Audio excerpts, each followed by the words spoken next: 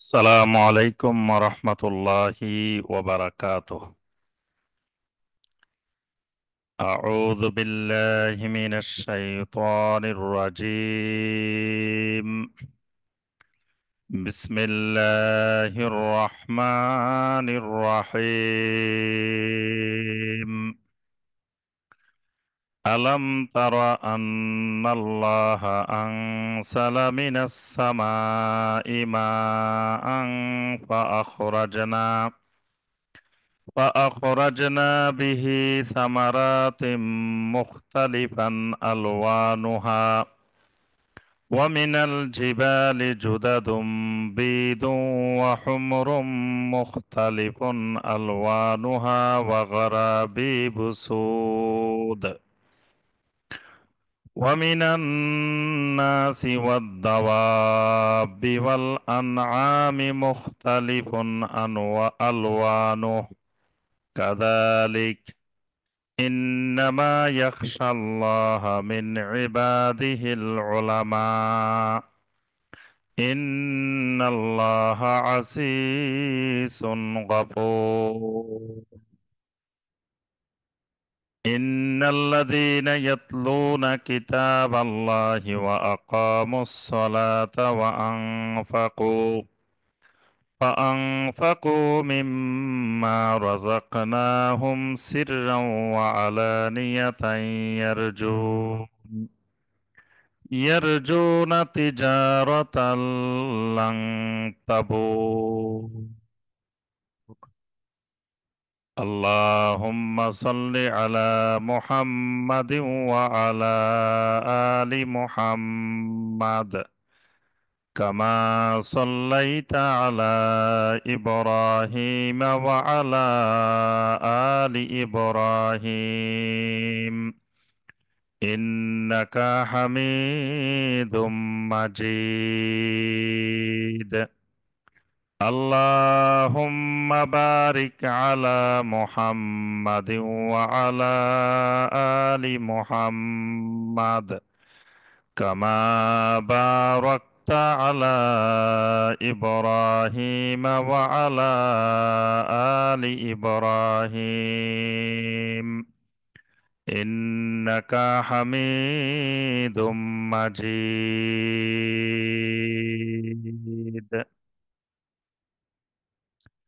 Road to success কর্তৃক আয়োজিত প্রতি মঙ্গলবারের ধারাবাহিক দ্বীনি হালাকায় অনলাইন এবং অফলাইনের মাধ্যমে উপস্থিত সম্মানিত দর্শক শ্রোতা, দিনদার মুসলিম ভাই এবং বোনেরা, আল্লাহ রব্বুল আলমিনের দরবারে কোটি কোটি শুকরিয়া যে মহান রব্বুল আলমিন আমাদেরকে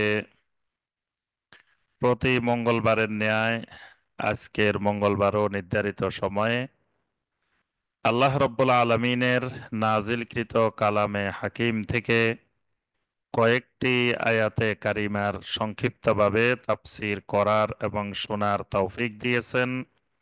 সে মহান রব্বুল আলমিনের শকর আদায় করি, সকলে বলি আলহামদুলিল্লাহ। সম্মানিত ভাই ও বোনেরা, আমাদের ধারাবাহিক তাফসিরে যে সূরাটি থেকে আমাদের তাফসির চলছে, সূরাটির নাম হলো সূরা ফাতির। সূরা ফাতিরের ২৬ নম্বর আয়াতে কারিমা পর্যন্ত আমরা গত তাফসিরে আলোচনা করেছি। আজকে সূরা ফাতিরের ২৭ নম্বর আয়াতে কারিমা থেকে আমাদের তাফসির হবে ইনশাআল্লাহ। সূরা ফাতিরের আজকে দ্বিতীয় পর্বের তাফসির হবে ইনশাআল্লাহ। প্রথম পর্বের তাফসিরে আমরা সূরা ফাতির সম্পর্কে আলোচনা করেছি।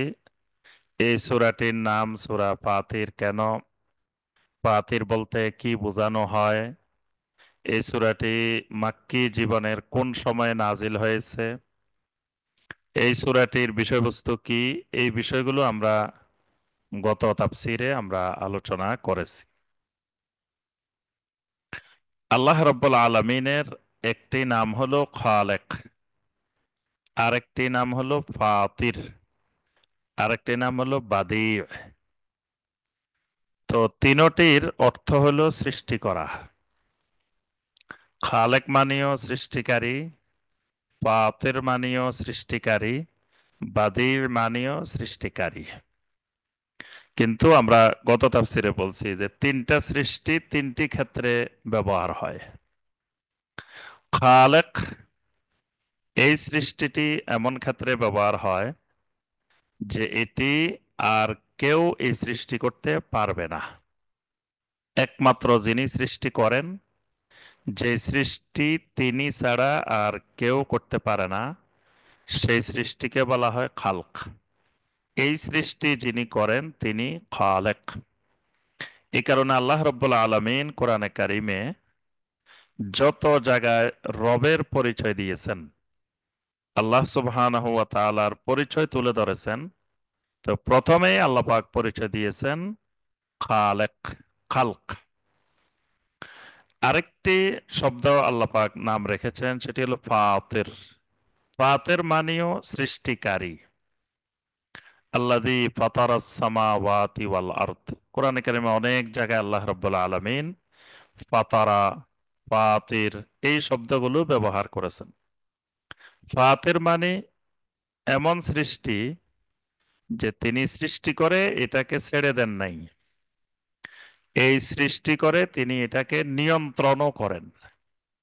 অর্থাৎ নিয়ন্ত্রণকারী সৃষ্টিকর্তা, যিনি তার সৃষ্টিগুলোকে আবার নিজেই নিয়ন্ত্রণ করেন, নিজেই পরিচালনা করেন।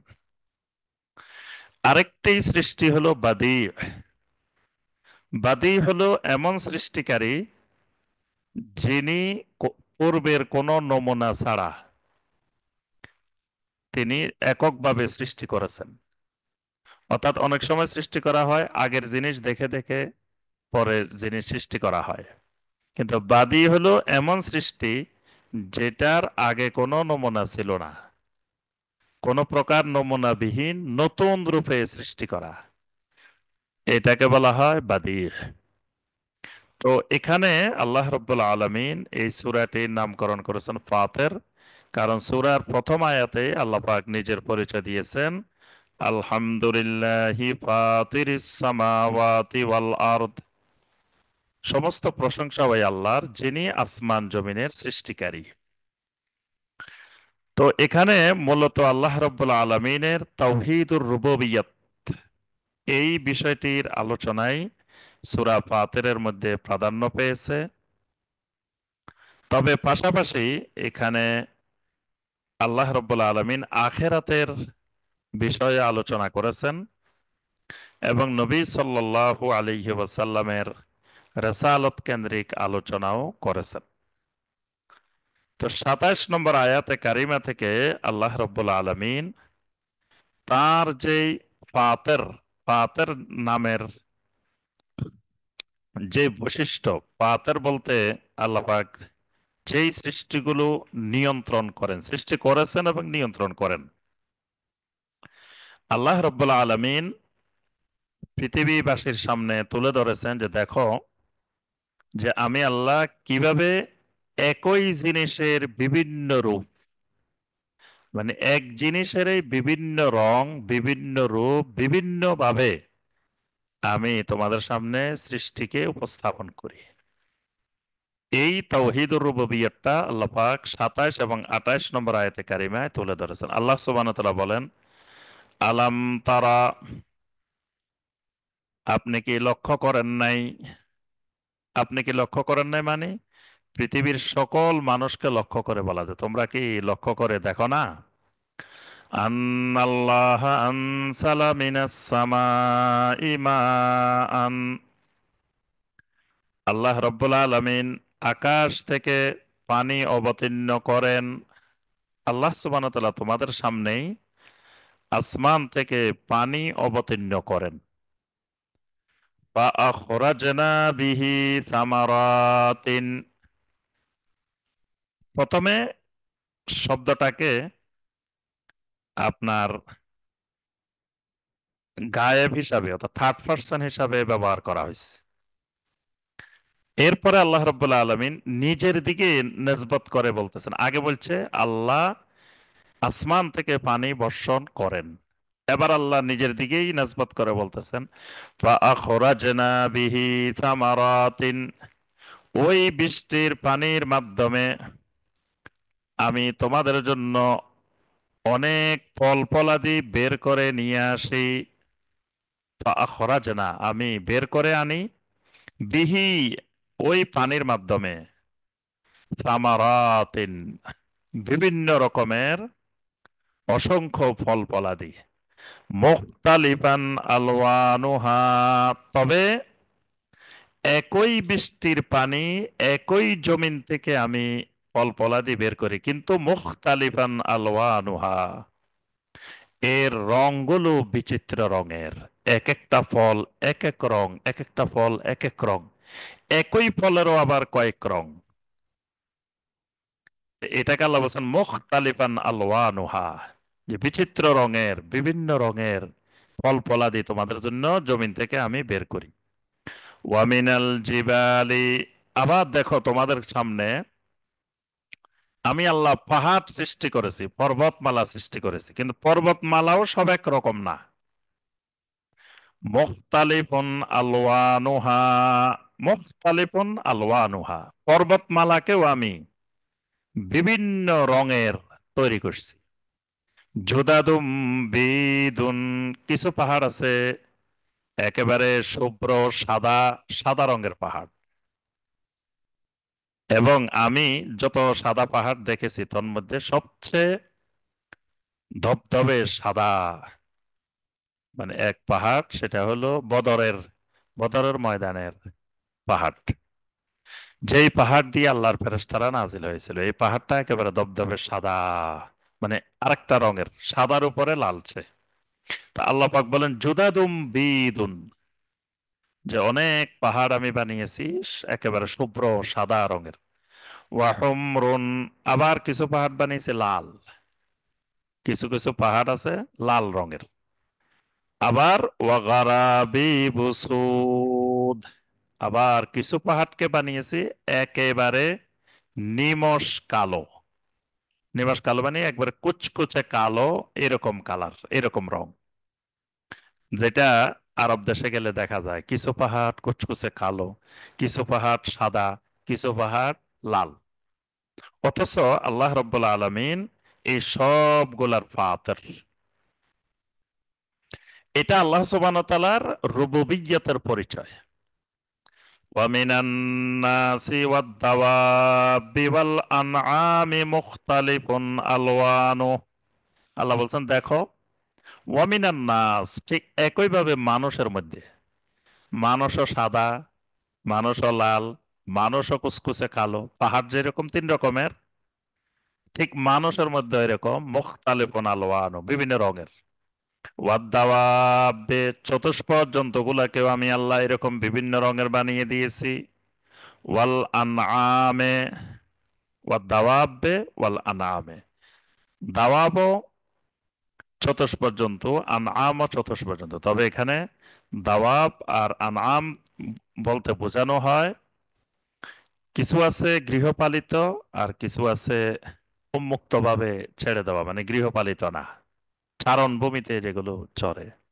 আবার চতুষ্পদ জন্তুর মধ্যে কিছু আছে যেগুলো ঘাসপালা খেয়ে বা- এগুলা খেয়ে জীবনযাপন করে, আবার কিছু আছে অন্য অন্য খাবার খেয়ে জীবনযাপন করে। যেন দাওয়াব বললে একেবারে সমস্ত প্রাণীগুলোকে বোঝায়। আর আনআম বলতে শুধু চতুষ্পদ, যেগুলো আহ, ঘাস খেয়ে জীবনযাপন করে, বা এই জাতীয় এরকম গুলোকে আনআম বলা হয়। কাযালিক, আল্লাহ রাব্বুল আলামিন বলেন ঠিক একই রকম আরো অনেক অনেক অনেক মাখলুক। এখানে আল্লাহ পাক কয়েকটার কথা বলছেন। বলছেন প্রথমে ফল ফলাদি বিভিন্ন রঙের, তারপরে বলছেন পাহাড়, তারপরে বলছেন মানুষ, তারপরে বলছে বিভিন্ন জন্তু, জীব জানোয়ার, তারপরে চতুষ্পদ জন্তু। এরপর আল্লাহ বলেন কাদালিক। কাদালিক মানে এরকম আরো কত মাখলুক দেখবা, একই মাখলুক একবারে বিভিন্ন রঙে, ছোট থেকে শুরু করে বড় থেকে শুরু করে, যে এক প্রাণী বিভিন্ন কালার, বিভিন্ন রং। ইন্নামা ইয়াখশাল্লাহা মিন ইবাদিহিল উলামা। এই বাক্যটা কোরআনে কারিমের এই আয়াতে কারিমাটা খুবই গুরুত্বপূর্ণ আয়াত, সূরা ফাতিরের 28 নম্বর আয়াত।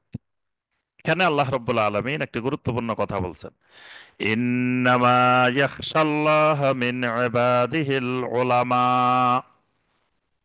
শুধুমাত্র আল্লাহ রাব্বুল আলামিনকে তো ভয় করে তার বান্দাদের মধ্য থেকে শুধু ওলামারাই ভয় করে। ওলামা, যে এবং ইন্নামা দিয়ে বলছেন যে শুধুমাত্র ইয়াখশাল্লাহ, আল্লাহকে ভয় করে, মিন ইবাদিহি, তার বান্দাদের মধ্য থেকে, আল ওলামা ও, ওলামা।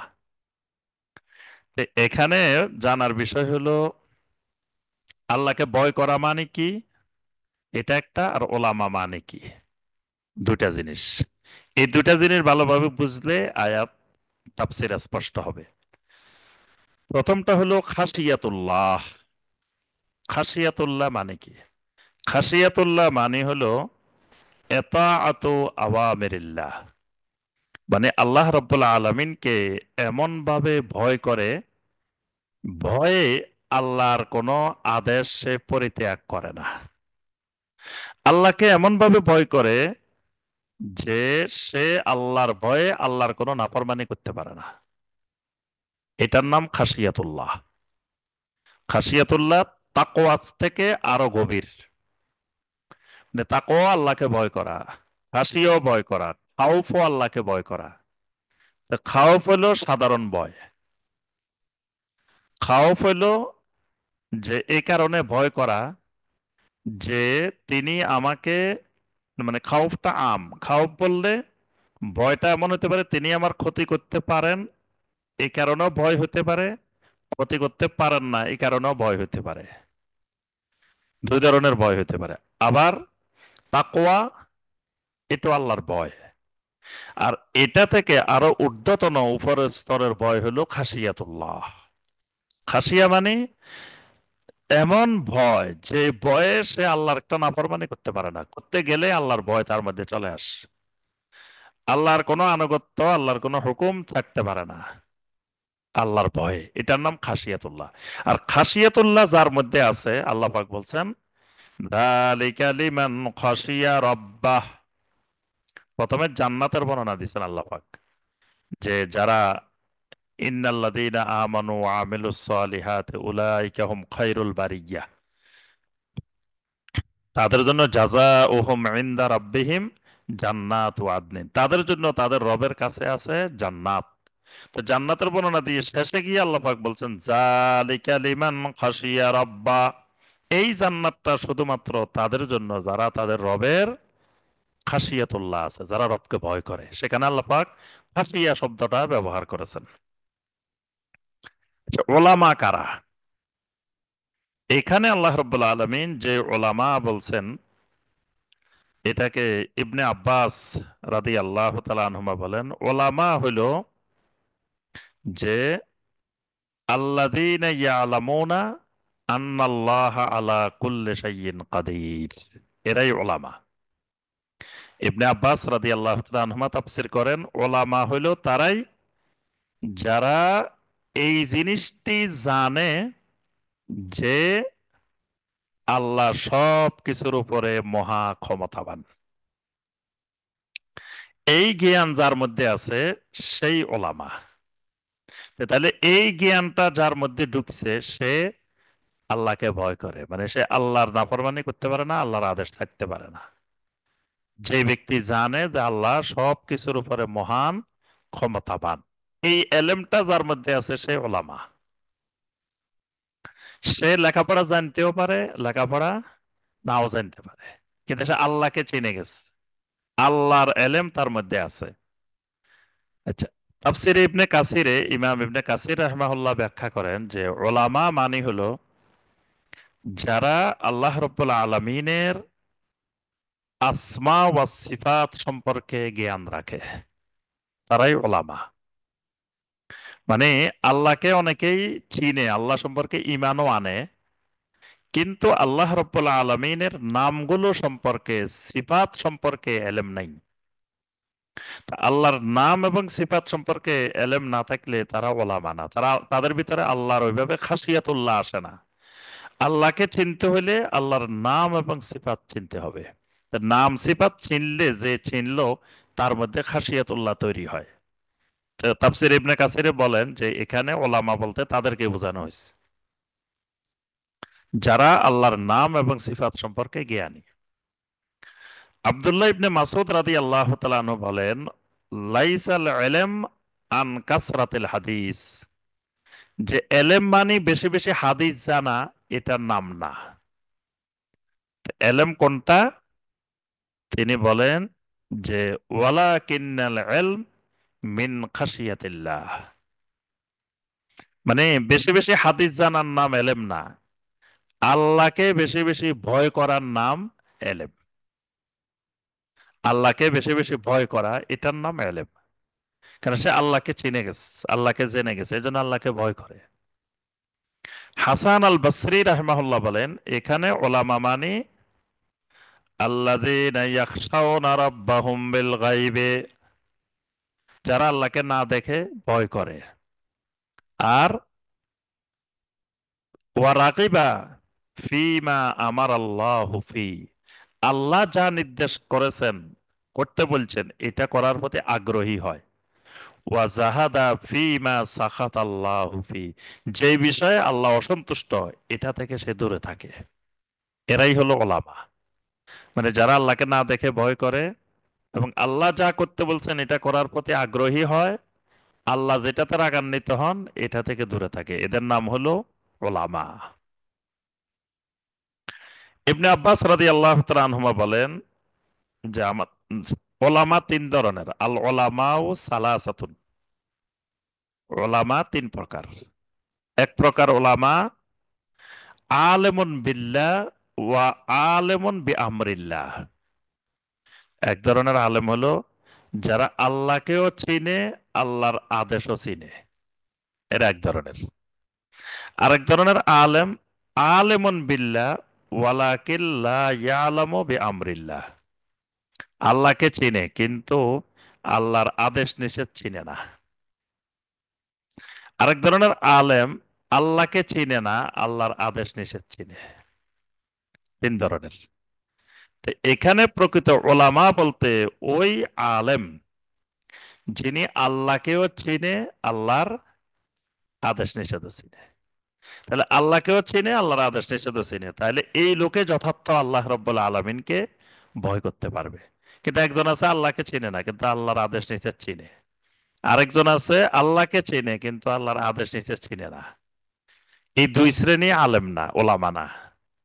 ওলামা হবে যারা আল্লাহকেও চিনে, আল্লাহর আদেশ নিষেধ ও চিনে, মানে আল্লাহকেও চিনে, আল্লাহর এলেমও আছে, আল্লাহর আদেশ নিষেধও মানে।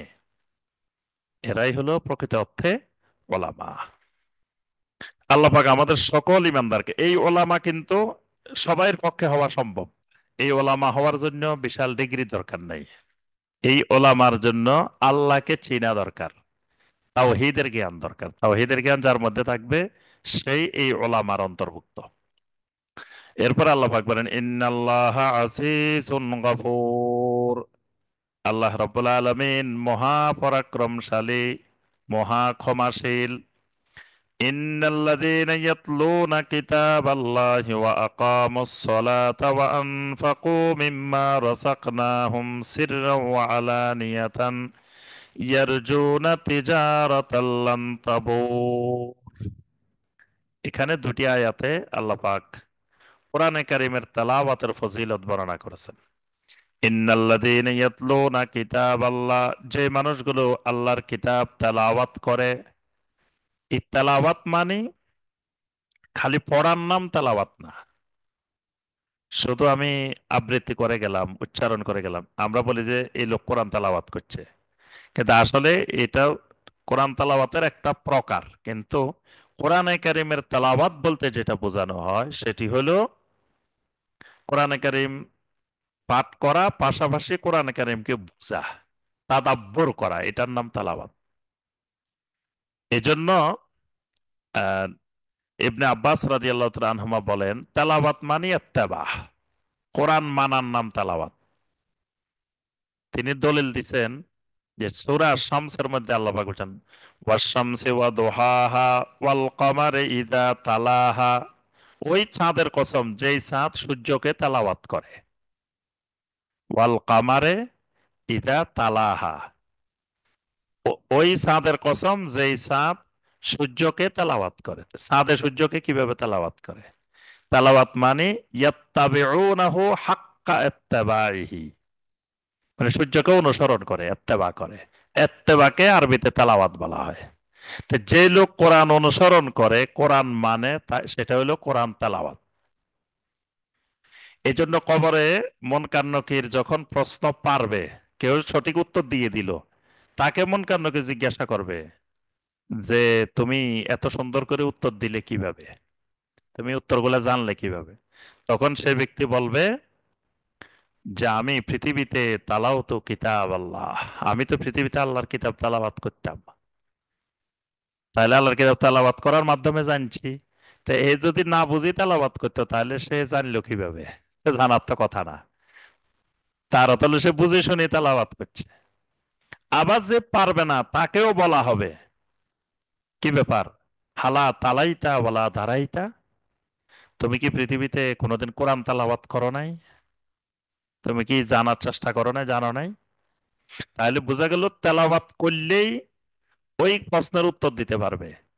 এখন যদি না বুঝি না বুঝে সারা জীবন তেলাওয়াত করছে, তো সে উত্তর দিবে কিভাবে? তার অর্থ হইল তেলাওয়াত মানে বুঝা, তেলাওয়াত মানে অনুসরণ করা।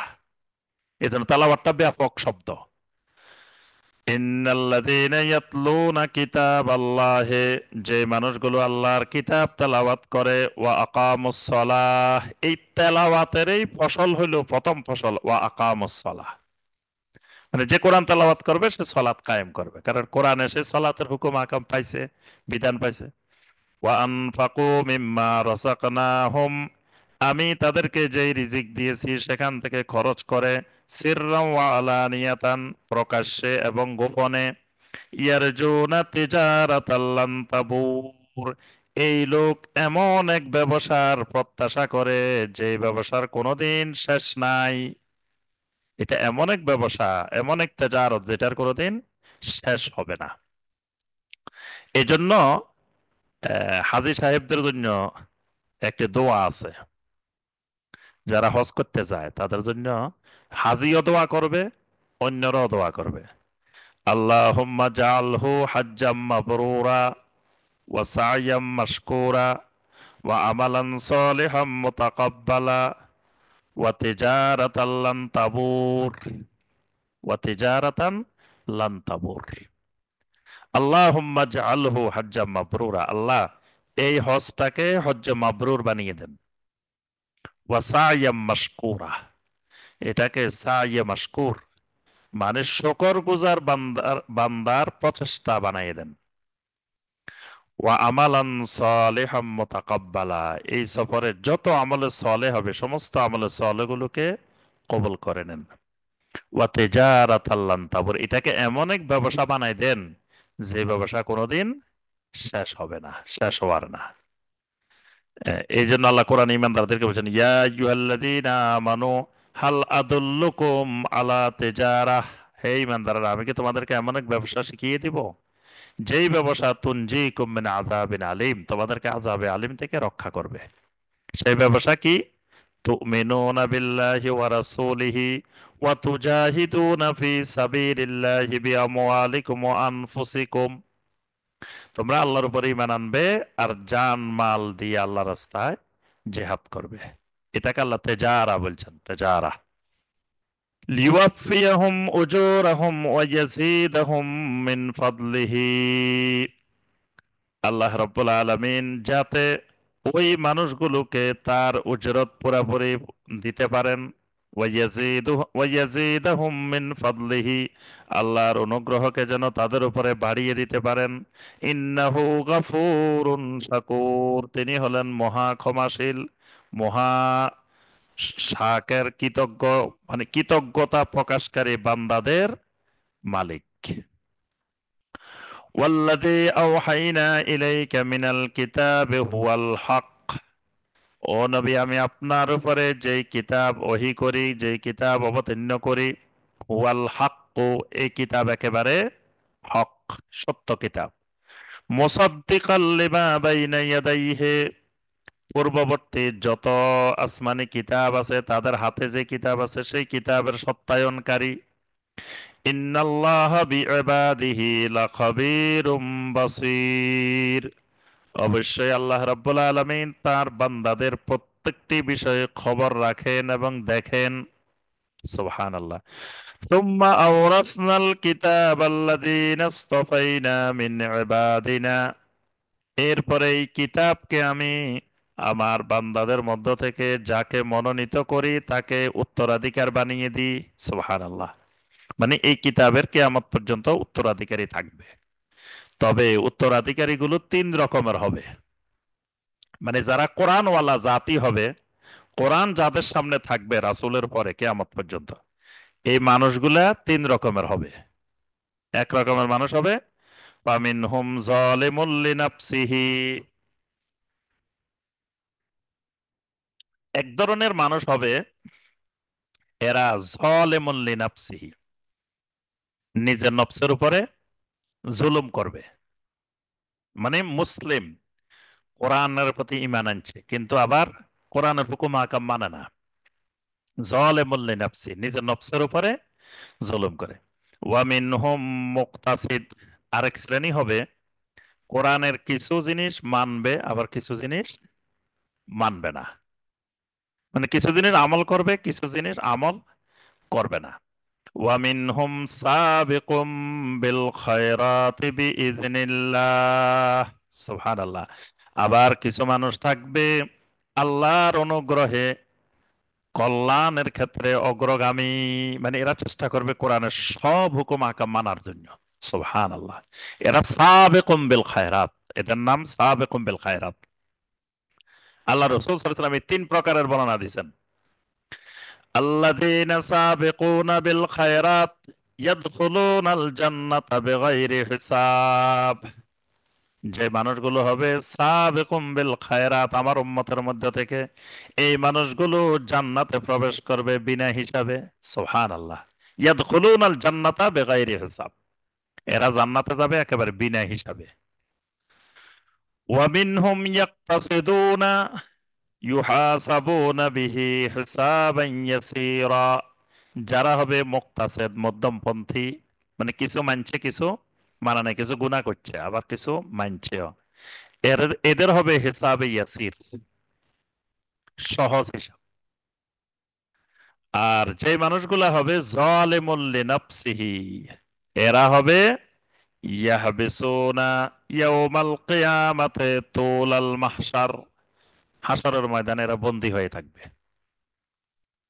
ইবনে আব্বাস রাদিয়াল্লাহু তাআলা আনহুমা বলেন, যারা সাবেকুম বিল খায়রাত, এদের কোনো হিসাব নাই, এরা বিনা হিসাবে আল্লাহ পাক এদেরকে জান্নাতে দিয়ে দিবেন। যারা হবে মুক্তাসিদ, এদের হিসাব হবে তবে সহজ হিসাব হবে। এদের জন্য নবী সাল্লাল্লাহু আলাইহি ওয়াসাল্লাম শাফাআত করে দিবেন। আরেকটা হবে যালিমুল লিনাফসিহি, এরা প্রথমে জাহান্নামে যাবে, তারপরে কেউ আরাফের মধ্যে থাকবে, কেউ আরাফের অধিবাসী হবে, কেউ জাহান্নামের অধিবাসী হবে, যারা যালিমুল লিনাফসিহি। এদের জন্য শেষে নবী সাল্লাল্লাহু আলাইহি ওয়াসাল্লাম শাফাআত করবেন, করার পরে এরা আবার জান্নাতে আসবে।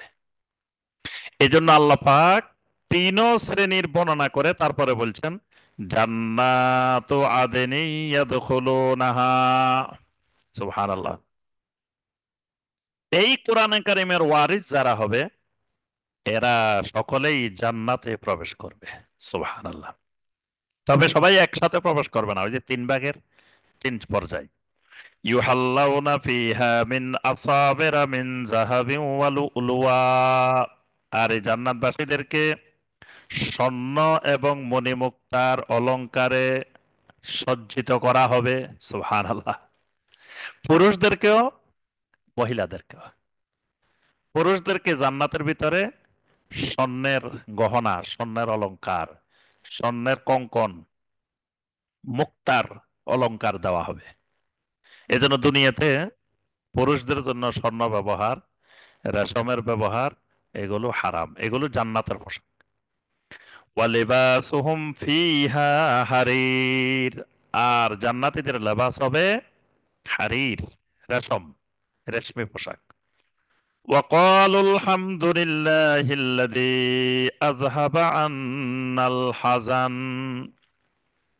এটা হলো ওই শ্রেণীটা যারা যালিমুন লিনাফসিহি, এরা প্রথমে জাহান্নামে গেছে। জাহান্নাম থেকে যখন আল্লাহ পাক এদেরকে জান্নাতে এনে দিছে, তখন এরা বলে উঠবে আলহামদুলিল্লাহিল্লাযী আযহাবা আন্নাল হাজান। ওই আল্লাহর প্রশংসা, যে আল্লাহ আমাদেরকে দুঃখ কষ্ট থেকে বের করে নিয়ে এসেছেন। ইন্না রব্বানা লাগাফুরুন শাকুর। অবশ্যই আমাদের রব মহা ক্ষমাশীল, মহা শকর পাওয়ার অধিকারী। আল্লাযী আহাল্লানা দারাল মুকামাতি মিন ফাদলিহি। তিনি আমাদের জন্য তার অনুগ্রহের মাধ্যমে এমন এক আবাস স্থলকে আমাদের জন্য নির্ধারণ করে দিয়েছেন, আমাদেরকে বসবাসের জন্য দিয়ে দিয়েছেন। লা ইয়ামাসসুনা ফিহা নাসাবুন। যেই বসবাসের জায়গায় কোন ধরনের বিন্দু পরিমাণ কষ্ট স্পর্শ করে না। সুবহানাল্লাহ। মানে এমন এক জান্নাত, দারুল মাকামা, এটা জান্নাতের নাম, দারুল মুকামা। এটা এমন এক আবাসস্থল আমাদেরকে দিয়েছেন, লা ইয়ামাসসুনা ফিহা নাসাবুন। কষ্ট কি জিনিস এখানে কেউ অনুভব করে না। ওয়ালা ইয়ামাসসুনা ফিহা লুগুব। এবং এখানে ক্লান্তি কি জিনিস এটাও কাউকে স্পর্শ করে না। সুবহানাল্লাহ। ওয়াল্লাযীনা কাফারু, যারা আমার এই কোরআনকে, আমার এই কিতাবকে অমান্য করবে, অস্বীকার করবে, প্রত্যাখ্যান করবে, লাহুম নারু জাহান্নাম, তাদের জন্য রয়েছে জাহান্নামের অগ্নি। লা ইউকদা আলাইহিম ফায়ামুতু ওয়ালা ইউখাফফাফু আনহুম মিন আযাবিহা। লা ইউকদা আলাইহিম, এই জাহান্নামের আগুন থেকে রক্ষা পাওয়ার কোনো উপায় নেই। ফায়ামুতু, তারা একবার মরবে আবার উঠবে, একবার মরবে, মানে স্থায়ী মৃত্যু নাই। মরার উপক্রম হয় আবার ঠিক হয়ে যাবে। ওয়ালা ইউখাফফাফু আনহুম মিন আযাবিহা, তাদের আযাব থেকে কোনো আযাবকে হালকা করা হবে না। কাযালিকা নাজজি কুল্লা কাফুর, এইভাবেই প্রত্যেক কাফেরকে আমি প্রতিদান দিব। ওয়াহুম ইয়াস্তারিখুনা ফিহা রব্বানা আখরিজনা না'মাল সালিহান গায়রাল্লাযী কুন্না না'মাল। ওয়াহুম ইয়াস্তারিখুনা ফিহা, আর এরা ওই জাহান্নামের ভিতরে চিৎকার করে করে কেঁদে উঠবে। রব্বানা আখরিজনা, রব্বুল আলামিন আমাদেরকে এই জাহান্নাম থেকে বের করে দিন। না'মাল সালিহান, আমরা এখন আমলে সালে করব, নেক আমল করব। গায়রাল্লাযী কুন্না না'মাল, যে আমল আমরা আগে করি নাই, যেই আমলে সালে আমরা আগে করতে পারি নাই, এখন আমাদেরকে জাহান্নাম থেকে বের করে দেন, আমরা আবার ওই আমলে সালে করে আসব। আওয়ালাম নুআম্মিরকুম মা ইয়াতাযাক্কারু ফীহি মান তাযাক্কার। আল্লাহ পাক বলেন, আমি কি তাদেরকে, আমি কি তোমাদেরকে এমন বয়স পৃথিবীতে দিই নাই, যেই বয়সে আমার উপদেশ গ্রহণ করার তোমার জন্য উপযুক্ত হয়। অর্থাৎ তোমাকে কি আমি পৃথিবীতে এমন কোন পর্যাপ্ত সময় দিই নাই, যে সময়ে তুমি চাইলে কোনো ব্যক্তি উপদেশ গ্রহণ করতে চাইলে উপদেশ গ্রহণ করতে পারত। ওয়াজাআকুমুন নাযীর, আবার শুধু কিতাব দিয়েছি উপদেশ গ্রহণের জন্য তা নয়, তোমাদের কাছে মহা সতর্ককারীও পাঠিয়েছি। এই নাজির মানে যুগে যুগে নবী রাসূলদেরকে, আম্বিয়া আলাইহিমুস সালামদেরকেও তোমাদের কাছে পাঠিয়েছি। ফাযূকু ফামা লিয-যালিমিনা মিন নাসীর, সুতরাং আযাবের স্বাদ আস্বাদন করো। ফামা লিয-যালিমিনা মিন নাসীর, জালেমদের জন্য আজকে কোনো সাহায্যকারী নাই। ইন্নাল্লাহা আলিমু গায়বিস সামাওয়াতি ওয়াল আরদ, অবশ্যই আল্লাহ রাব্বুল আলামিন আসমান জমিনের গায়েবের ব্যাপারে মহাজ্ঞানী। আসমান জমিনের যত গায়েব আছে, অদৃশ্য জিনিস আছে, তিনি সব কিছুই জানেন। ইন্নাহু আলিমুম বিযাতিস সুদূর। তিনি মানুষের মনের ভিতরে, বক্ষের ভিতরে কি নড়াচড়া করে, কি কল্পনা করে, সেটার ব্যাপারেও তিনি মহাজ্ঞানী। সুবহানাল্লাহ। ওয়াল্লাযী জাআলাকুম খালাইফা ফিল আরদে। তিনি সেই আল্লাহ যিনি তোমাদেরকে জমিনের মধ্যে খলিফা বানিয়ে দিয়েছেন। তিনি তোমাদেরকে জমিনের মধ্যে খলিফা বানিয়েছেন। খলিফা মানে তিনি তোমাদেরকে স্থলাভিষিক্ত বানিয়েছেন। খলিফা মানে কারো অবর্তমানে যিনি দায়িত্ব পালন করেন তাকে বলা হয় খলিফা, প্রতিনিধি। তো আল্লাহ সুবহানাহু ওয়া তাআলা এই মানুষকে জিন জাতির খলিফা বানিয়েছেন। মানে প্রথমেই জমিনে জিনেরা ছিল, জিনদেরকে আল্লাহ পাক জমিন থেকে, জমিনের প্রতিনিধিত্ব আল্লাহ তাদের থেকে নিয়ে বের করে দিয়েছেন। বের করে আল্লাহ রাব্বুল আলামিন মানুষকে তার স্থলাভিষিক্ত করেছেন। এই কারণে মানুষ জমিনের মধ্যে খলিফা। আবার মানুষ এক প্রজন্ম চলে যায়, আরেক প্রজন্ম আসে, এক প্রজন্ম আরেক প্রজন্ম স্থলাভিষিক্ত হয়। এজন্য মানুষ খালাইফা ফিল আরদে, জমিনের মধ্যে খলিফা। এজন্য সফরের দোয়ার মধ্যে আছে দোয়া ও সফর। সফরের যে দোয়া সেখানে আছে আল্লাহুম্মা আনতা সাহিবু ফিস সফর ওয়াল খালিফাতু ফিল আহল। আয় আল্লাহ, আপনি হলেন আনতা সাহিবু ফিস সফর, আপনি সফরে আমার সাথী। আর ওয়াল খালিফাতু ফিল আহল, আমার পরিবার পরিজনের জন্য আপনি খলিফা।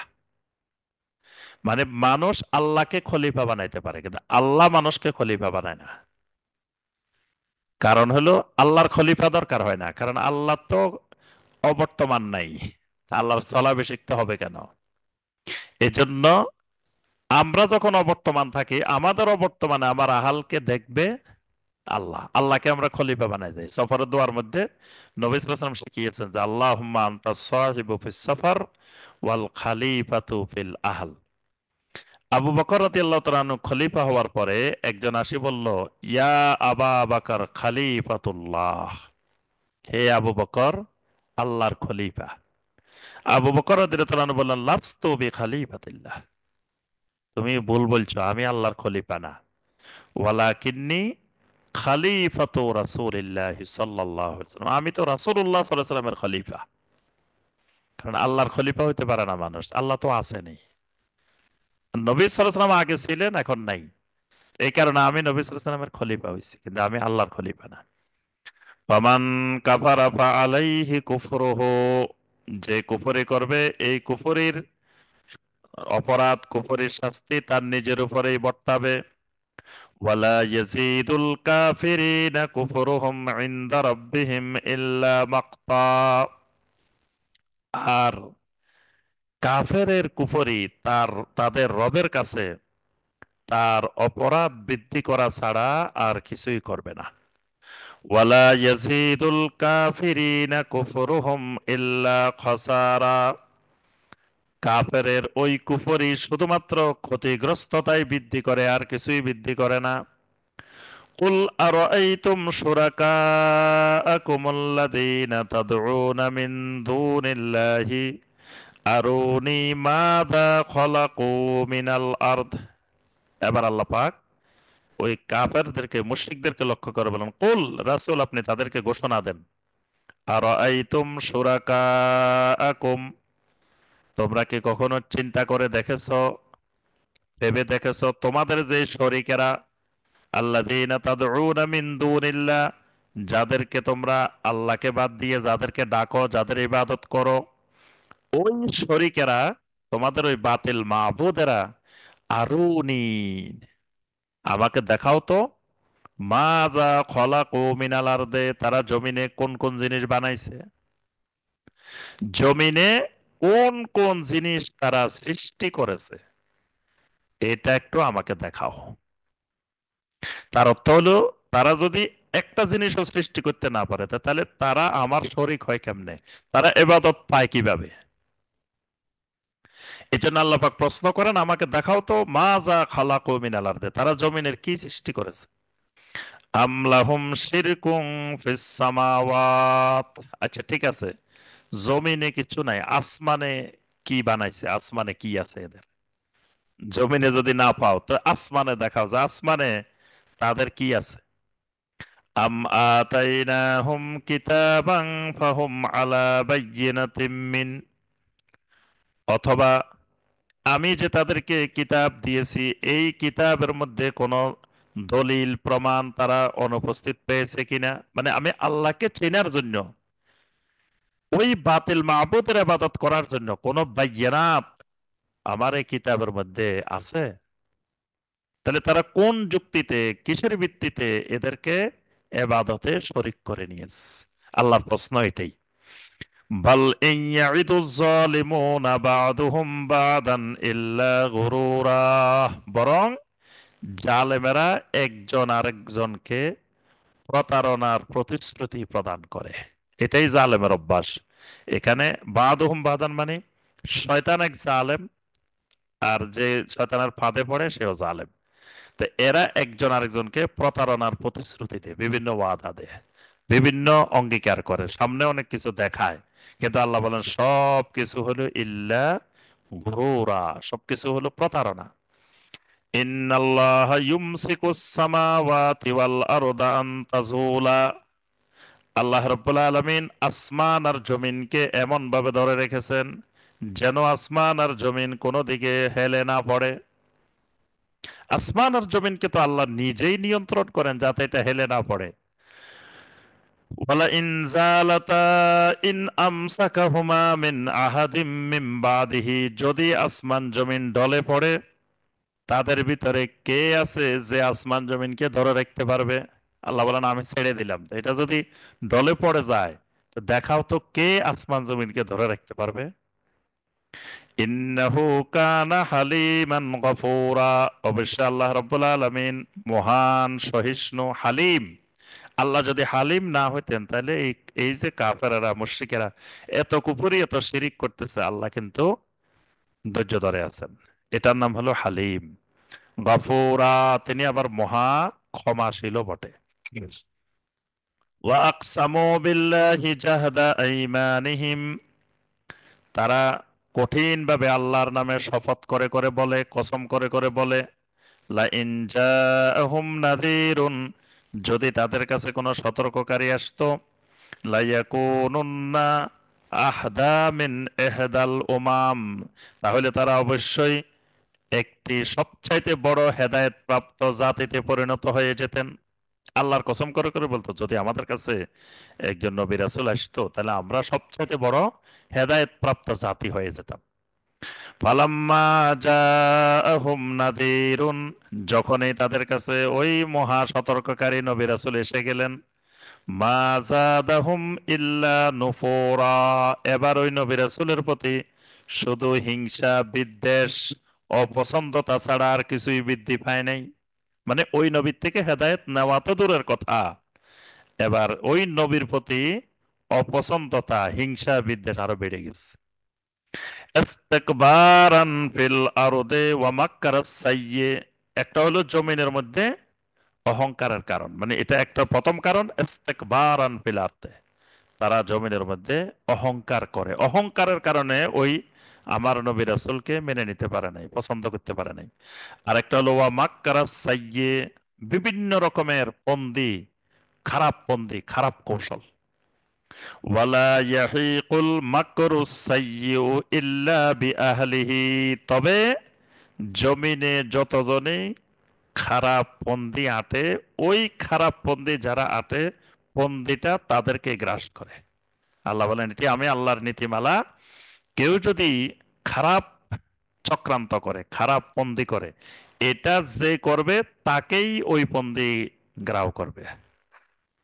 ফাহাল ইয়ানজুরুনা ইল্লা সুন্নাতাল আউয়ালিন, তারা কি এ ব্যাপারে আল্লাহর আগের সুন্নত গুলো খেয়াল লক্ষ্য করে নাই? মানে ইতিপূর্বে যারাই এরকম ষড়যন্ত্র করছে তারাই সেই ষড়যন্ত্রের কবলে পড়ছে। ওয়ালান তাজিদা লিসুন্নাতিল্লাহি তাবদীলা, আল্লাহর সুন্নতের মধ্যে কোনো পরিবর্তন দেখতে পাবে না। ওয়ালান তাজিদা লিসুন্নাতিল্লাহি তাহবিলা, আল্লাহর সুন্নতে কোনো তাবদীলও নাই, তাহবিলও নাই। অর্থাৎ দোনোটাই পরিবর্তন, কিন্তু দুই পরিবর্তনের মধ্যে একটু পার্থক্য আছে। এরকম কোন পরিবর্তন, পরিবর্তন আল্লাহর সুন্নতের মধ্যে, আল্লাহর নিয়মের মধ্যে দেখতে পাবে না।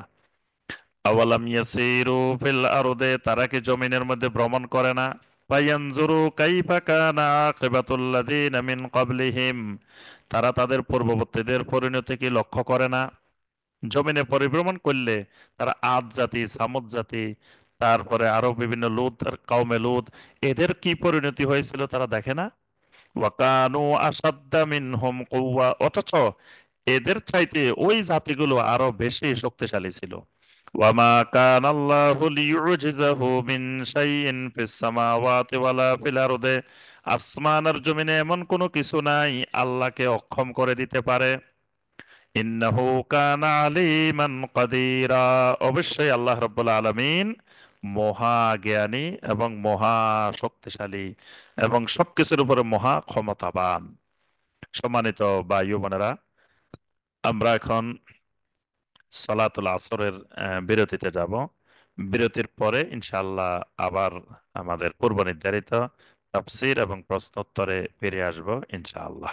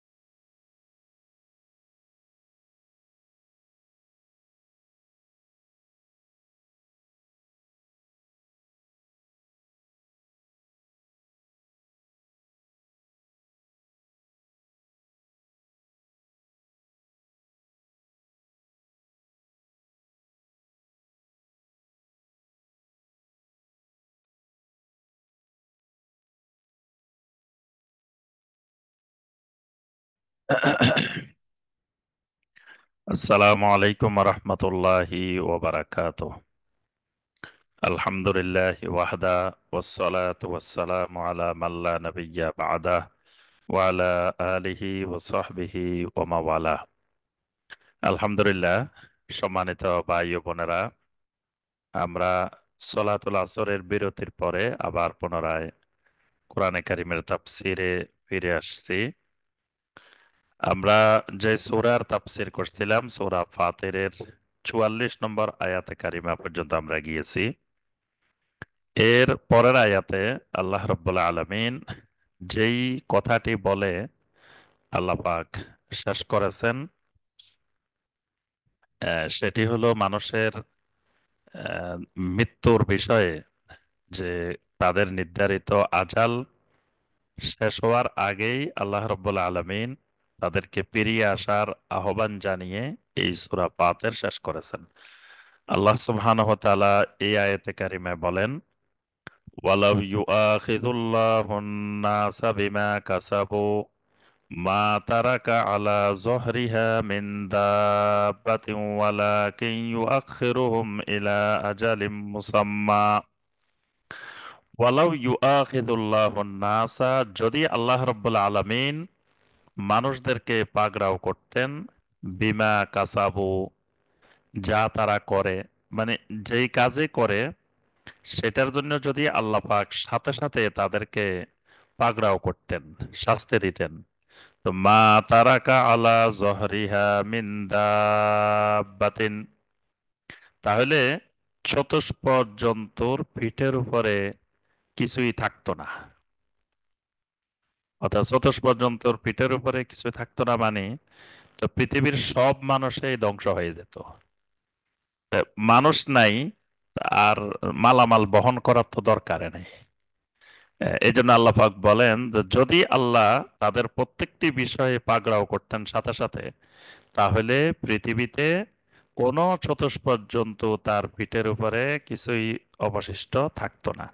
ওয়ালাকিন ইউআখিরুহুম ইলা আজালিম মুসাম্মা, কিন্তু আল্লাহ রাব্বুল আলামিন প্রত্যেককে একটি সুনির্দিষ্ট কাল পর্যন্ত, সময় পর্যন্ত আল্লাহ পাক অবকাশ দেন। فإذا جاء أجلهم فإن الله كان بعباده بصيرا, অতঃপর যখন তার সেই নির্ধারিত সুনির্দিষ্ট আজাল, নির্ধারিত সময় এসে যাবে, তখন আল্লাহ রাব্বুল আলামিন তাকে পাকড়াও করবেন। আর আল্লাহ রাব্বুল আলামিন তার বান্দার সকল বিষয়ে তিনি সরাসরি প্রত্যক্ষ করেন, সবকিছু দেখেন। আল্লাহ সুবহানাহু ওয়া তাআলা আমাদের সবাইকে কোরআনে কারিমের এই আয়াতগুলোর আলোকে আমল করার তৌফিক দান করুন। আল্লাহ রাব্বুল আলামিন আমাদেরকে কোরআনে কারিমের সাথে সম্পর্ক গভীর করার তৌফিক দান করুন। তো আমরা আজকে সূরা ফাতিরের তাফসীর এখানে শেষ করছি। আগামী তাফসীর থেকে ইনশাআল্লাহ সূরা ইয়াসিনের তাফসীর হবে ইনশাআল্লাহ। এই পর্যায়ে আমরা, আমাদের কাছে কিছু গুরুত্বপূর্ণ প্রশ্ন রয়েছে, এই প্রশ্নগুলোর উত্তরে যাব ইনশাআল্লাহ। একজন জানতে চেয়েছেন যে, আমার প্রশ্ন হচ্ছে, যে কোনো দিনই বোন 5 ওয়াক্ত নামাজ পড়ে, কোরআন পড়ে, আলহামদুলিল্লাহ, ইসলামের সবকিছুই পালন করার চেষ্টা করে, কিন্তু তার স্বামী খারাপ, দিনের প্রতি কোনো গুরুত্ব নেই। যখন তাদের মধ্যে মনোমালিন্য হয়, স্বামী কথায় কথায় বলে, তোমার নামাজ রোজা এগুলো তোমাকে জাহান্নামে নিয়ে যাবে, এগুলো করে তোমার কোনো লাভ নেই, তাহলে কি বোনটা গুনাহগার হবে? জি ভাই, জীবন আপনি যেটি জানতে চেয়েছেন, তো এখানে প্রথম কথা, এই বোন তো গুনাহগার হবে না, বোন তো গুনাহগার হওয়ার বিষয় না। যে যে স্বামী তাকে বলতেছে যে নামাজ রোজা তোমাকে জাহান্নামে নিয়ে যাবে, তারই ইমানের উপরে এটি আঘাত আসবে। কারণ যদি মনে করে যে নামাজ রোজা জাহান্নামে নিয়ে যাবে, তাহলে তার, সে কুফরি করলো। কারণ নামাজ রোজা তো কোরআনে কারিমে এবং নবী সাল্লাল্লাহু আলাইহি ওয়াসাল্লামের অসংখ্য হাদিস দ্বারা প্রমাণিত, এগুলো জান্নাতে যাওয়ার জন্য। তো সে যদি মনে করে এগুলো জাহান্নামে নিয়ে যাবে, তাহলে সে তো কুফরি করলো। এটাতে তার স্বামীরই সমস্যা হবে। ওই বোন গুনাহগার হবেন না, তবে ওই বোনকে চেষ্টা করতে হবে যাতে স্বামী ওই পর্যায়ে না যায়, যে পর্যায়ে গেলে এগুলা বলে সেই পর্যায়ে যাতে না যায় সেই দিকে খেয়াল রাখার, সেভাবে তার সাথে আচার আচরণ করার। আল্লাহ পাক তৌফিক দান করুন। আরেকজন জানতে চেয়েছেন, আমি একা 4 বাচ্চা নিয়ে থাকি, হাজবেন্ড অন্য দেশে আছেন, উনি চাচ্ছেন আমি সোশ্যাল মিডিয়া ইউজ না করি। আমি বিভিন্ন দরকারে বাজার করা, পরিচিতদের যোগাযোগ করার জন্য সোশ্যাল মিডিয়া ইউজ করি। ওনার কথা মতে আমি অবাধ্য বা কথা শুনি না, আমাকে একটু পরামর্শ দিবেন। আমি কি আইসোলেটেড হয়ে যাব? উনি নিজে তো ম্যাক্সিমাম টাইম ফোন হাতেই রাখে, আমি তো সেটা করি না বা সময় পাই না, যেহেতু ছোট 4 বাচ্চা একা সব করা লাগে। জি, এখানে প্রথম কথা, স্বামীর আনুগত্য করা, স্বামীর নির্দেশ পালন করা, স্বামীর নির্দেশ মানা, এটা স্ত্রীর উপরে ফরজ। এটা পরিত্যাগ করা কবিরা গুনাহ। তবে স্বামী এখানে আপনাকে সোশ্যাল মিডিয়া ইউজ করা এটা তো হারাম না, এটা বৈধ জিনিস, হালাল জিনিস, যদি আপনি সঠিকভাবে সেটি ব্যবহার করেন। আপনি যেটা বলছেন দরকারে বিভিন্ন প্রয়োজনে আপনি ব্যবহার করেন, তো এই ক্ষেত্রে প্রয়োজনে ব্যবহার করা এটা শরীয়তের দৃষ্টিতে বৈধ। কিন্তু স্বামী হয়তো নিষেধ করেছেন আপনাকে অন্য কোনো কারণে, হয়তো এই মিডিয়ার ব্যবহারের কারণে উনি আশঙ্কা করতেছেন আপনি গায়রে মাহরামের সাথে কথা বলতে পারেন, যোগাযোগ করতে পারেন, এ সমস্ত আশঙ্কা থেকে তিনি নিশ্চয় নিষেধ করার কোনো একটা কারণ থাকতে পারে। তো যে কারণে তিনি নিষেধ করছেন সেটি আপনি তাকে নিশ্চিত করবেন যে তিনি যে কারণে এটা ব্যবহার নিষেধ করতেছেন তিনি এই ধরনের কোনো কার্যক্রমের সাথে জড়িত না, বা এইভাবে তিনি ব্যবহার করেন না। তো যেহেতু 4টা সন্তানও থাকে, তো বিভিন্ন সময় তো সোশ্যাল মিডিয়া প্রয়োজন হইতে পারে, এবং স্বামীর সাথে যোগাযোগের জন্য প্রয়োজন হইতে পারে। তো যতটুকু প্রয়োজন, একান্ত প্রয়োজন, আপনি ততটুকু ইউজ করবেন। আর স্বামীকে বুঝাবেন যে তিনি যে কারণে নিষেধ করতেছেন সেই কারণগুলো তার ভিতরে নাই। এটা নিশ্চিত হলে তখন আপনার জন্য এটা গুনাহ হবে না। কিন্তু যদি স্বামী যে কারণে নিষেধ করতেছেন সে কারণগুলো যদি আপনার মধ্যে বিদ্যমান থাকে, তাহলে এইটা ব্যবহার করা আপনার জন্য বৈধ হবে না। তখন আপনি স্বামীর অবাধ্য হিসাবেই পরিগণিত হবেন। ওয়াল্লাহু আলামু বিসসাওয়াব। আচ্ছা, আরেকজন জানতে চেয়েছেন, জামাতে সালাত আদায় করার সময় 1 বা 2 রাকাত ইমামের সাথে সারা পড়লে এরপর সানা কখন পড়তে হবে, বা যদি 1-2 রাকাত সারা পড়ে তখন কোন নিয়মে বাকি সালাত আদায় করব? আপনি যদি সলাতের মধ্যে মাসবুক হয়ে যান, 1-2 রাকাত আপনার ইমামের সাথে না পান, তাহলে আপনার আর সানা পড়া লাগবে না। কারণ আপনি যখন 1 রাকাত পান নাই, দ্বিতীয় রাকাতে ইমামের সাথে আপনি সংযুক্ত হয়েছেন, তাহলে দ্বিতীয় রাকাতে আপনি সূরা আল ফাতিহা পড়বেন শুধুমাত্র ইমামের সাথে। এখানে আপনি আর সানা পড়ার প্রয়োজন নেই। আর ঠিক এরকম আপনি ইমামের দ্বিতীয় রাকাত আপনার প্রথম রাকাত, তো ইমামের সাথে আপনি 3 রাকাত পেয়েছেন, পরে যে রাকাতটি আদায় করবেন সেটা আপনার চতুর্থ রাকাত। তো চতুর্থ রাকাত যেভাবে আদায় করতে হয়, শুধুমাত্র সূরা আল ফাতিহা পড়ে আপনি ওই চতুর্থ রাকাত আদায় করবেন, তাহলে ইনশাআল্লাহ আপনার সালাত হয়ে যাবে।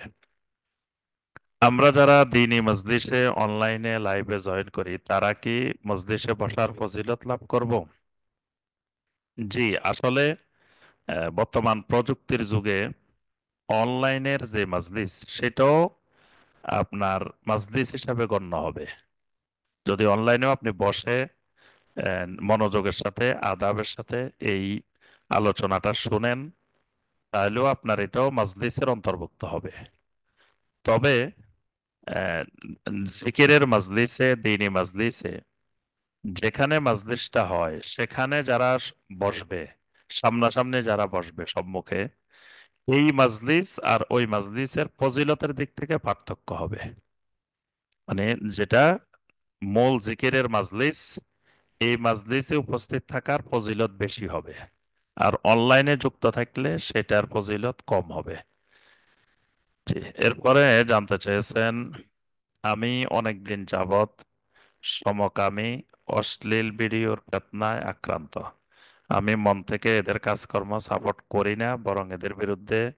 কিন্তু কিছুদিন পর পর শয়তান আমার কাছে রাতের বেলা কুমন্ত্রণা দিয়ে অশ্লীল ভিডিওকে আকর্ষণীয় করে তোলে। আমার ভয় হয় লূত আলাইহিসসালামের স্ত্রীর মতো পরিণতি আমার হয় কিনা। আমি কিভাবে সর্বাবস্থায়, বিশেষত গোপনে, আল্লাহর ভয় আমার অন্তরে জাগ্রত রাখতে পারি এবং তওবা করে ফিরে আসতে পারি আল্লাহর সন্তুষ্টির জন্য, আপনার কাছে নসিহা আশা করছি। জি বোন, আপনি যে বিষয়গুলো বলছেন বিষয়গুলো খুবই খারাপ, দিন বিরোধী কাজ। এবং আপনি যেটা আশঙ্কা করছেন লূত আলাইহিস সালামের স্ত্রীর ব্যাপারে, তো এই ক্ষেত্রে প্রথম নসিহা যেটি, সেটি হলো তাওবা করে ফিরে আসা। আপনি তাওবার মাধ্যমে ফিরে আসবেন। আর এই তাওবার উপরে বলবৎ থাকার জন্য যেটি বেশি বেশি করবেন, গোপন এবাদত বেশি করবেন। এবাদত সির, গোপন এবাদত। গোপন এবাদত গোপন গুনাহ থেকে মানুষকে রক্ষা করে। গোপন এবাদত বেশি বেশি করা, গোপন এবাদত বেশি বেশি করা বলতে এমন এবাদত যেগুলো মানুষ দেখে না, মানুষকে না দেখিয়ে আবাদত করা। মানুষকে না দেখিয়ে আপনি বেশি বেশি সলাত আদায় করেন, মানুষকে না দেখিয়ে আপনি বেশি বেশি কোরআন তালাবাত করেন, মানুষকে না দেখিয়ে আপনি সদাকা করেন। এই কাজগুলো বেশি বেশি করলে ওই গোপন গুনাহ এগুলো থেকে বেঁচে থাকা আল্লাহ পাক সহজ করে দিবেন। আর সবসময় আল্লাহর কাছে দোয়া করেন আল্লাহ যাতে তওবার উপরে ইস্তেকামত থাকার তৌফিক দান করেন। আমরাও দোয়া করি আল্লাহ পাক আপনাকে এই গুনাহ থেকে ফিরে আসার তৌফিক দান করুন। রাসূলুল্লাহ সাল্লাল্লাহু আলাইহি ওয়াসাল্লাম রুকু ও সাজদায় যেসব দোয়া পড়েছেন সহি হাদিসে এসেছে, আমি কি সব দোয়া একসাথে পড়তে পারবো? যেমন সাজদায় 8টি দোয়া রয়েছে, রুকুতে 5টি দোয়া রয়েছে, নাকি যে কোনো একটি, নাকি কিভাবে পড়লে রাসূলুল্লাহ সাল্লাল্লাহু আলাইহি ওয়াসাল্লামকে হুবহু অনুসরণ করা হবে? আপনি যখন জামাতে সালাত আদায় করবেন তখন তো আর সবগুলো পড়া সম্ভব না। তখন আপনি রুকুতে সুবহান রাব্বিয়াল আযীম, সাজদায় সুবহান রাব্বিয়াল আলা এটি পড়ার চেষ্টা করবেন। এটি 3বার পড়ার পরে যদি আপনার সময় থাকে তাহলে ওগুলো দুই একটি পড়তে পারবেন। আর বিশেষ করে সুন্নত সালাত, নফল সালাত এগুলোর মধ্যে বেশি বেশি করে আপনি নবী সাল্লাল্লাহু আলাইহি ওয়াসাল্লাম যেই আহ, দোয়াগুলো রুকুর মধ্যে পড়েছেন, যে দোয়াগুলো সাজদার মধ্যে পড়েছেন, এগুলো আপনি বেশি বেশি করে পড়তে পারেন, কোনো অসুবিধা নেই। অর্থাৎ একটি পড়তে হবে এটা জরুরি বিষয় না, আপনি একাধিকও পড়তে পারবেন, কোনো অসুবিধা হবে না। যে আরেকজন ভাই জানতে চেয়েছেন, যাদের সন্তান হচ্ছে না তারা 40টা লবঙ্গ নিয়ে সূরা নূরের 40 নম্বর আয়াত পড়ে তাতে ফু দিবে, প্রতিদিন রাতে একটা করে খাবে এবং হাজব্যান্ড ওয়াইফ একসাথে থাকবে, এতে ইনশাল্লাহ এর উসিলায় আল্লাহ সন্তান দিবেন। এই আমল করা কি জায়েজ হবে? না, এই আমল করা জায়েজ হবে না। কারণ নবী সাল্লাল্লাহু আলাইহি ওয়াসাল্লাম এরকম বলেন নাই কোনো হাদিসে যে সূরা নূরের 40 নম্বর আয়াত পড়ে ফু দিয়ে এইভাবে লবঙ্গ খাইলে সন্তান হবে। এটা নবী সাল্লাল্লাহু আলাইহি সাল্লাম থেকে বা সাহাবায়ে কেরাম থেকে এরকম কোনো বর্ণনা নেই। যেহেতু নেই, সুতরাং এটার উপরে এভাবে আমল করা যাবে না। আমি ঢাকার সাভার থেকে বলছি। আমি একটা বেসরকারি প্রতিষ্ঠানে চাকরি করি। চাকরির পাশাপাশি আমি অনলাইনে ট্রেডিং করি, বিশেষ করে ফরেক্স ট্রেডিং, ক্রিপ্টো ট্রেডিং। আমার পাশাপাশি অনেকেই করে এই কাজ। অনেকেই এটাকে হারাম বলে, আবার অনেকেই হালাল বলে। এটা নিয়ে অনেক যুক্তিতর্ক শুনেছি। আমার প্রশ্ন হলো ইসলামে এটা হালাল নাকি হারাম, বিস্তারিতভাবে বুঝিয়ে বললে অনেক উপকৃত হব। এখানে আপনি যে দুইটি ট্রেডিং এর কথা বলছেন অনলাইনে, এটা ভালোভাবে বুঝতে হবে যে আপনার ফরেক্স ট্রেডিং যেটা বলছেন এটা কোন ধরনের ট্রেডিং। এখানে যেই ট্রেডিংটা আপনি করেন সেটা হালাল না হালাল পণ্য না হারাম পণ্য, বা এটা দ্বারা কারা উপকৃত হয়, কারা ক্রেতা কারা বিক্রেতা, কারা চুক্তিবদ্ধ, এই দুটি ট্রেডিং এর বিষয়ে বিস্তারিত জানতে হবে, ধরনগুলো বুঝতে হবে, তারপরেই এটাকে হালাল হারাম ফতোয়া দেওয়া যাবে। কিন্তু এই দুইটি বিষয়ের ব্যাপারে বিস্তারিত না জেনে এটা হালাল বা হারাম এটা বলা যাবে না। তো আপনি কোনো একজন বিশেষজ্ঞ আলেমের সাথে সরাসরি দেখা করে এই দুইটি ব্যবসার ধরনগুলো আপনি ব্যাখ্যা করবেন, ধরনগুলো তার কাছে তুলে ধরবেন। তাহলে তিনি আপনার থেকে সরাসরি শুনে হালাল নাকি হারাম এটি আপনাকে জানাবেন ইনশাআল্লাহ।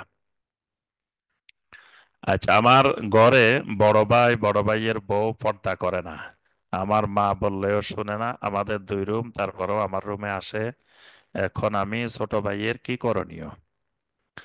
ছোট ভাই হিসাবে আপনি যথাসম্ভব চেষ্টা করবেন তারাও যেন পর্দা করে এবং আপনিও যেন পর্দা করতে পারেন। এরপরেও তারা যদি না শুনে সেটা তো আপনার কিছু করণীয় নেই, কিন্তু আপনি এবং আপনার ওয়াইফ চেষ্টা করবেন যথাসম্ভব পর্দা মেনে চলার। যেভাবে পর্দা মেনে চলা সহায়ক সেই ব্যবস্থাপনা করা আপনার জন্য ফরজ। সেই লক্ষ্যে আপনি চেষ্টা করবেন ইনশাআল্লাহ।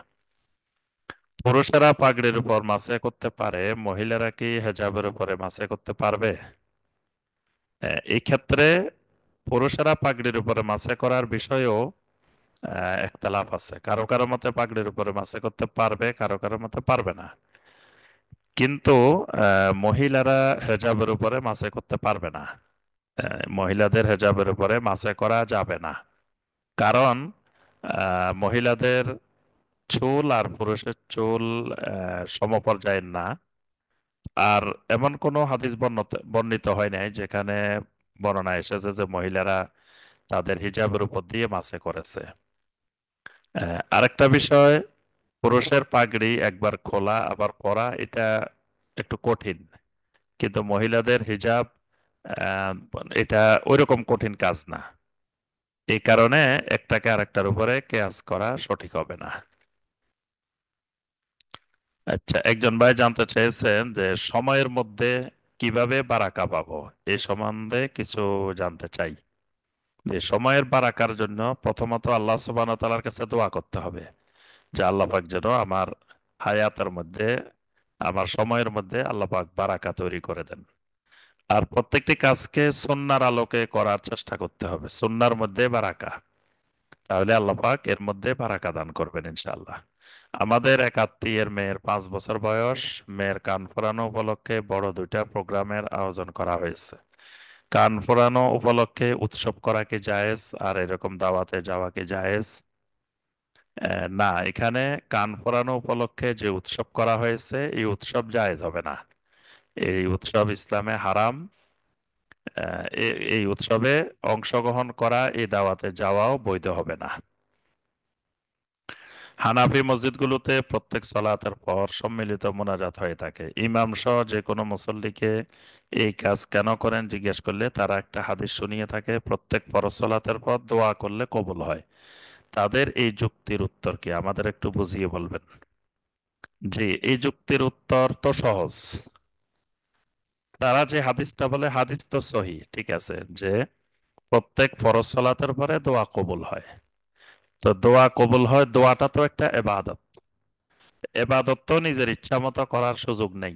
এবাদত নবী সাল্লাল্লাহু আলাইহি সাল্লাম যেভাবে করেছেন, যেভাবে করতে বলছেন, যেভাবে শিখিয়েছেন ঠিক সেভাবে করতে হবে। তো ফরজ সালাতের পরে দোয়া কবুল হয়, এই জন্য আমি আমার ইচ্ছা মতো সবাইকে নিয়ে তো সম্মিলিত করতে পারি না। দোয়া কবুল হবে, একা একা দোয়া করব। প্রত্যেকে একা একা, ইমামও একা একা দোয়া করবেন, মুসল্লিরও একা একা দোয়া করবেন, জিকির আজকার করবেন, দোয়া কবুল হবে। কিন্তু দোয়া কবুল হবে এই কারণে সবাই একসাথে করতে হবে, আহ, এটা যুক্তিযুক্ত না। আমরা জানি জামাতে সলাত আদায় করলে ফজিলত বেশি একাকী সলাতের চাইতে। আমরা সবাই জানি যে জামাতে সলাত আদায় করলে 25 গুণ 27 গুণ বেশি ফজিলত। তো তাহলে ফজরের সলাতের 2 রাকাত সুন্নত আর 2 রাকাত ফরজ। এখন আমি যদি মনে করি যে এ- আপনার জামাতে আদায় করলে ফজিলত বেশি, এই কারণে ফজরের 2 রাকাত সুন্নত যদি আমরা সবাই জামাতে আদায় করা শুরু করি, যদি বলি যে আপনারা একা একা পড়বেন কেন, জামাতে পড়লে ফজিলত বেশি, আগে সুন্নত 2 রাকাত জামাতে পড়ি, তারপরে ফরজ 2 রাকাত জামাতে পড়ি। হ্যাঁ, তো এটা যেমন করা যাবে না, সুন্নত নামাজ একা একাই করতে হবে, একা একাই পড়তে হবে, ফরজ জামাতে করতে হবে। চাইলেই এবাদত জামাতবদ্ধ করা যায় না। নবী সাল্লাল্লাহু আলাইহি সাল্লাম যেটা জামাতবদ্ধ করেছেন সেটা জামাতবদ্ধ, যেটা একাকী সেটা একাকী। তো নবী সাল্লাল্লাহু আলাইহি সাল্লাম ফরজ সালাতের পরে জামাতবদ্ধ ভাবে দোয়া করেন নাই। তো যেহেতু করেন নাই, এখানে ওই জামাতবদ্ধ না করাটাই বেশি ফজিলত, বেশি উত্তম সুন্নত। তো এইভাবে আপনি তাকে বুঝিয়ে বলবেন। আমি গত 1 বছর যাবত আহ প্রস্রাবের পরে ফোঁটা ফোঁটা সমস্যা নিয়ে ভুগছি, এবং এই কারণে আমি ডাক্তারও দেখাইছি, কিন্তু কোনো কিছুতেই কোনো কাজ হচ্ছে না। এর কারণে আমার সলাত আদায় অনেক ভোগান্তি সৃষ্টি হচ্ছে। বর্তমানে আমি প্রত্যেক ওয়াক্ত সলাতের জন্য অজু করে সালাত আদায় করি। শাইখ, আমি বর্তমানে কিভাবে পবিত্রতা অর্জন করে সালাত আদায় করব এবং শরীয়ত অনুযায়ী আমার জন্য সালাত আদায়ের বিধান কি হবে, দয়া করে আমার প্রশ্নের উত্তরটা দিবেন। জি, এটা যদি আপনার রোগ হিসাবে পরিগণিত হয়, তা আপনি প্রত্যেক সলাতের আগে একবার পরিচ্ছন্ন হয়ে নিবেন। আপনার পোশাক আদি ভিতরে যেটার মধ্যে প্রস্রাবের ফোঁটা লাগে এটা পরিবর্তন করে নিবেন। তো আর প্রত্যেক ওয়াক্তে নতুন করে ওযু করবেন। এরপরে বা যতবার প্রস্রাব বের হোক আর আপনার ওযু ভাঙবে না। আর একবার পবিত্র করে নিবেন, অর্থাৎ আগেরটা পরিবর্তন করে নিবেন, নতুন একটা পরবেন, এবং আপনি টিস্যু বা যে কোনো জিনিস রাখবেন যতটুকু সম্ভব, যাতে কাপড় চোপড় অপবিত্র না হয়। তো এর মাধ্যমে আপনি সালাত আদায় করবেন। ইনশাআল্লাহ আল্লাহ পাক আপনার সালাত কবুল করবেন। এটাই হলো শরঈ মাসআলা। মেয়েরা পিরিয়ডের অবস্থায় কি এমনিতে সেজদা দিতে পারবে? এমনিতে সেজদা দিতে পারবে। সালাত আদায় করতে পারবে না, কিন্তু যদি শুধু একটা সেজদা দেয়, সেখানে যদি তাসবিহ পড়ে, এটা করতে পারবে, কিন্তু তার জন্য সালাত আদায় করা বৈধ হবে না।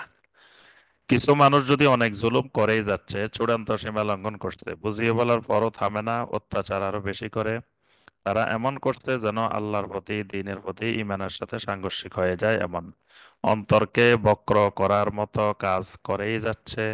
তাদের প্রতি বদদোয়া করতে গিয়ে যদি অনেক কঠিন বদদোয়া হয়ে যায়, আর এতে সীমা লঙ্ঘন হয়ে থাকলে কি বদদোয়াকারীর ক্ষতি হওয়ার সম্ভাবনা আছে?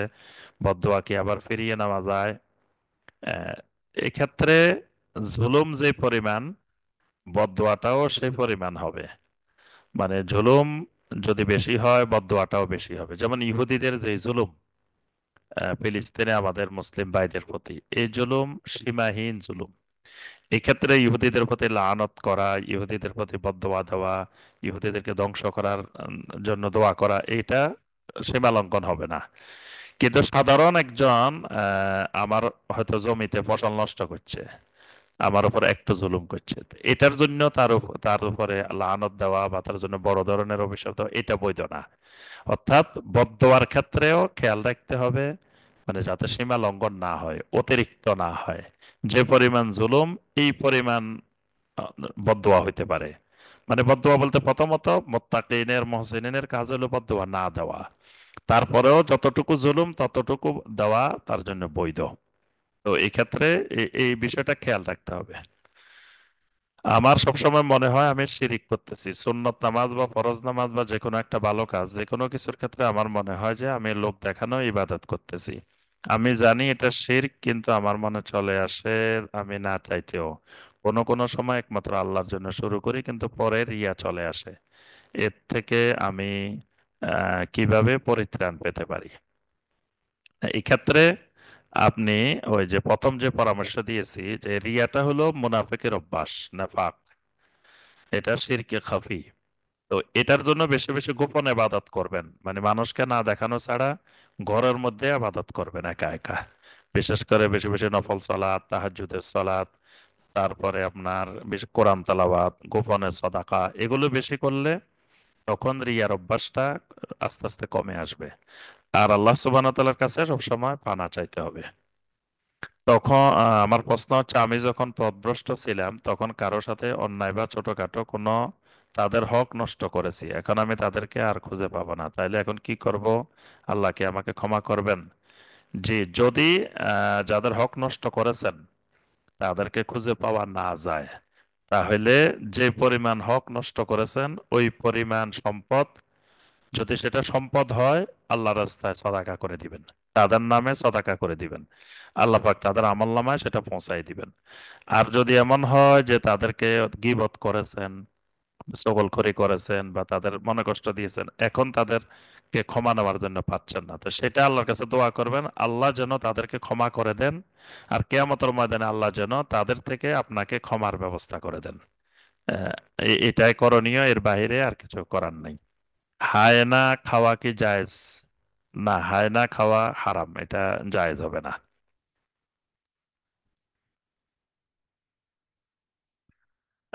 যাদের সহজ হিসাব তাদের বৈশিষ্ট্যগুলো কি কি? জি, এখানে আমরা ওই আয়াতের তাফসিরে বলছি যে যারা মুক্তাসিদ, মানে যারা ভালো কাজও করে আবার গুনার কাজও করে, এরকম যারা, তাদের ব্যাপারে নবী সাল্লাল্লাহু আলাইহি ওয়াসাল্লাম বলছেন এদের হিসাবটা হবে হিসাবে ইয়াসির, সহজ হিসাব। তো সহজ হিসাবের যাদের হবে এদের বৈশিষ্ট্য হলো, মানে এরা সবসময় চেষ্টা করে আমল করার জন্য, দিনের উপরে থাকার জন্য, গুনাহ থেকে বাঁচার জন্য। এরপরেও কিছু কিছু গুনাহ তাদের অনিচ্ছা সত্ত্বেও মাঝে মাঝে কিছু কিছু গুনাহ হয়ে যায় বা কিছু আমল কম হয়ে যায়, এই জন্য এদের হিসাবে ইয়াসির। এদের বৈশিষ্ট্য বলতে ইমানদারের, মুমিনের, মুত্তাকিনের যে বৈশিষ্ট্যগুলো আছে এগুলোই তাদের বৈশিষ্ট্য। আলাদা করে এখানে কোনো বৈশিষ্ট্য বর্ণনা করা হয়নি। মূল কথা হলো হেসাবে ইয়াসির, যাদের সামান্য ত্রুটি আছে, মানে কিছু ভুল ত্রুটি রয়ে গেছে, কিছু গুনাহ রয়ে গেছে, এদেরকে আল্লাহ পাক আর এটার জন্য পাকড়াও করবেন না। এগুলোকে সহজভাবে হিসাব নিয়ে আল্লাহ পাক ছেড়ে দিবেন, এটাই হলো হিসাবে ইয়াসির। আল্লাহ রব্বুল আলমিন আমাদের সবাইকে আল্লাহর দিনকে জেনে বুঝে মানার তৌফিক দান করুন। দিনের উপর আল্লাহ পাক ইস্তেকামত থাকার তৌফিক দান করুন। আল্লাহ রব্বুল আলমিন আমাদের সবাইকে ইসলামের উপরে, ইমানের উপরে ইস্তেকামত থাকার তৌফিক দান করুন। আমিন ইয়া রাব্বাল আলামিন। আসসালামু আলাইকুম রহমতুল্লাহি ওয়া বারাকাতুহু। সুবহানাকা আল্লাহুম্মা বিহামদিকা আশহাদু আল্লা ইলাহা ইল্লা আনতা আস্তাগফিরুকা ওয়া আতুবু ইলাইক।